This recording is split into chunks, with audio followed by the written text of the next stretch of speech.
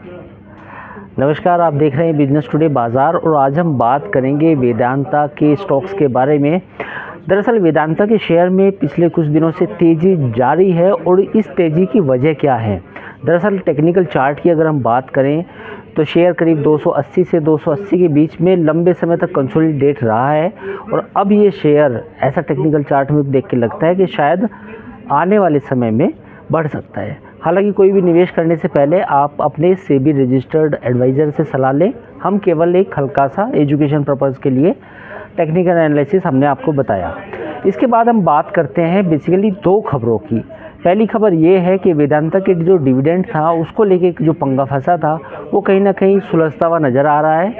Company SEBI ने दरअसल dividend को लेके जो जुर्माना लगाया था वो करीब 77 करोड़ रुपए था और वो 45 दिन के अंदर देने का निर्देश दिया था।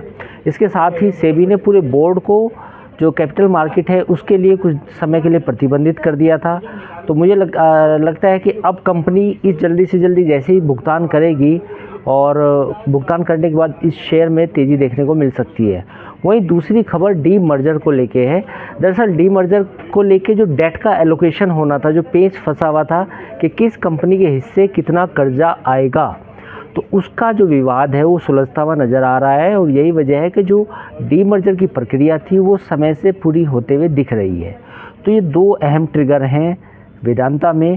पहला ट्रिगर हमने आपको बताया कि वेदांता में जो डिविडेंड का इशू था वो कहीं ना कहीं सुलझता हुआ नज़र आ रहा है और दूसरा जो ट्रिगर था वो डेट एलोकेशन को लेके जो डीमर्जर होना था उसमें जो डेट एलोकेशन का पेंच था वो भी अब सुलझता हुआ नज़र आ रहा है।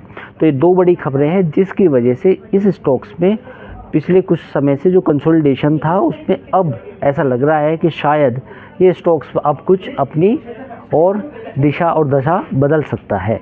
तो वेदांता पर ये था बड़ा अपडेट। बाकी खबरों के लिए आप देखते रहिए बिजनेस टुडे बाज़ार।